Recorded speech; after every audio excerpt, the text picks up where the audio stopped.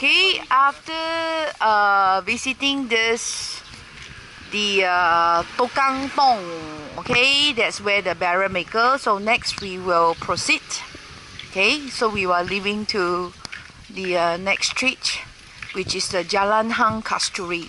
It's also named after the 5 warriors. And okay, this is one of the rattan shops. In fact, unfortunately, the owner in fact has passed away, but he is also not the first-hand owner. So he bought over just actually very recently, sometime about a few years ago. But unfortunately, he was fell down and sick, and after he passed away, currently the shop has been just closed down. But you also can see from here, you're still able to see some rattan products, in there. So right now, most of this shop is still a living site, because you still have a lot of steel makers. In fact, we have steel makers around here, but as I mentioned, today is Sunday, so that's why they are not working. Okay, and if we keep proceeding down, we will back to the Jalan Pantai, which is at the beach street. Okay, here also I would like to draw some attention. Beside the steel maker, we have a wood carver here. So this is a traditional Chinese wood carver, which is what they're doing. Basically, they are doing the carving work, because once upon a time, those days in the Chinese, when you want to give a present and also you want to give a kind of a recognitions, as a gift, and also try to sending a blessing, so they will carving some wordings, and from there, as a present for them to hang out. So this is also 80 years old history of the wood carving shop house. So this is one of the good example, because currently it's running by the brothers and also the second generations. Yep. And after you can seeing this wood carving shop, and then you will have another to you, maybe you can see a lot of ancestors altar, okay, in there. So this is Hui Zhou Gong Hui, means also came from the Canton province, but it's under the Hakka dialect. So in the association, this is open to the public. It's only for their members. So why you can see a lot of ancestorship inside, that is more on those days when they have passed away. So it's kind of like a memorial. So they will carve the altar and put it there. And this is just to highlight, because of sustainable, and what they have done a very bad conservation job there, because you can see from the coloring and also the furnishing, and that is a very bad practice. You can see on top of the level is actually a bird nest house, and the bottom is a hostel, which is not so recommended. Yep. And this one, when they do their restoration work, I think because of their creativeness, they're trying to build a famosa. You can see that the like a wall of a famosa, but originally, before they have turned it, currently is empty, in fact. Yeah. And right now it's empty in there.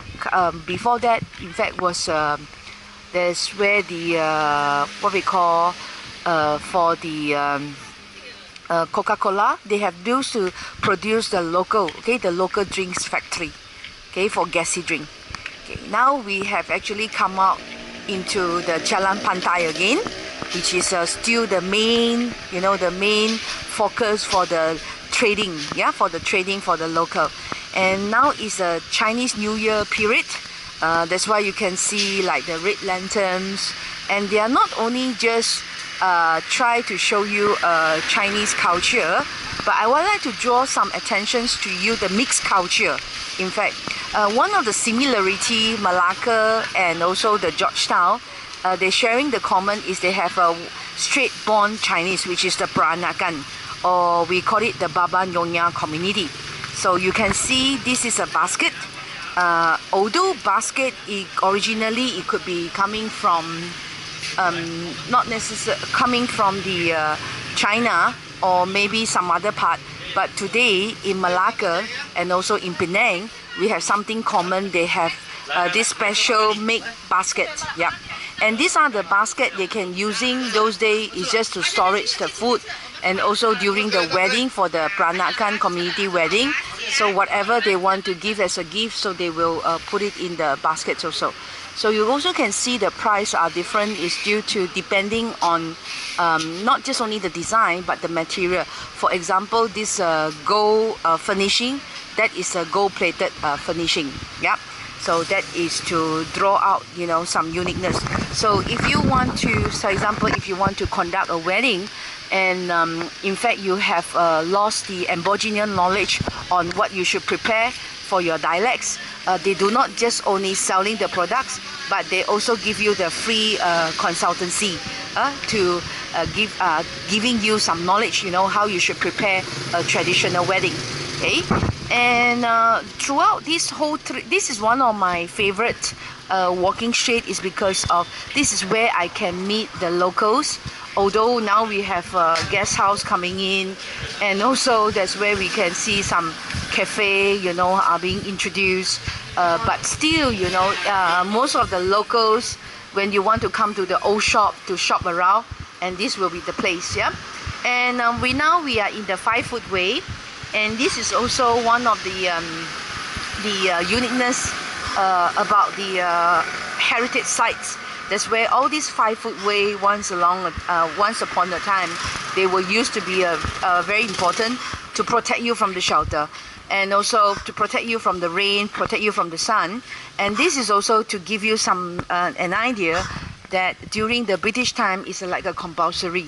Okay, so definitely it could be start from the Dutch period, but in the Dutch architecture, they do not focusing, you know, on the corridor usually are closed up, you know. Then that's where you can actually you couldn't passing through because it's more like their own territory. Yeah, and whereas during the British time, they make it like a rules that you need to make sure this 5 foot way is easy accessible, you know, for everyone.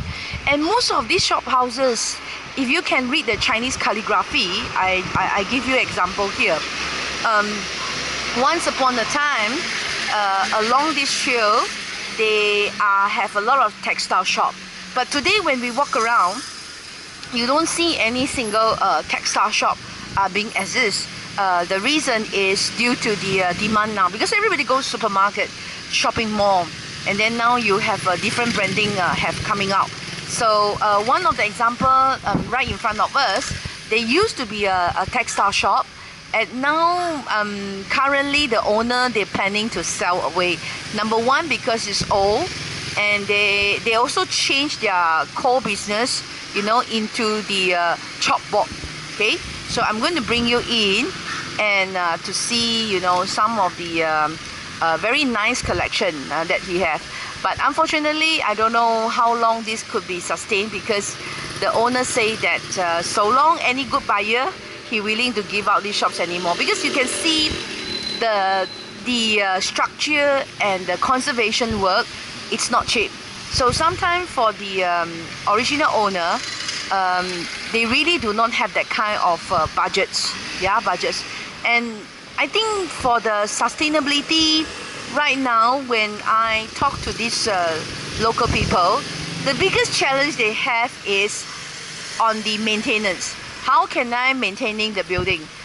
Because they know that this is a UNESCO World Heritage Site, and they know that you require the restoration work, you know.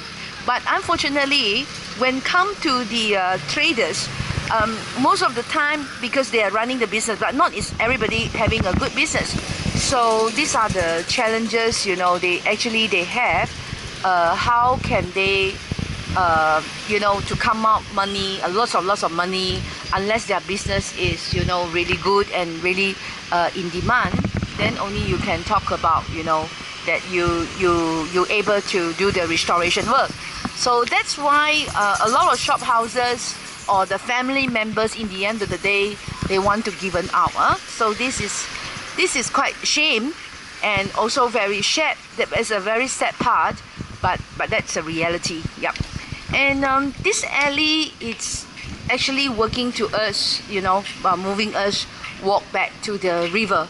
And probably you might be thinking, why in this walking trail that you don't see much? Maybe you see a lot of Chinese traders, you know, around, although the cultures mixture, but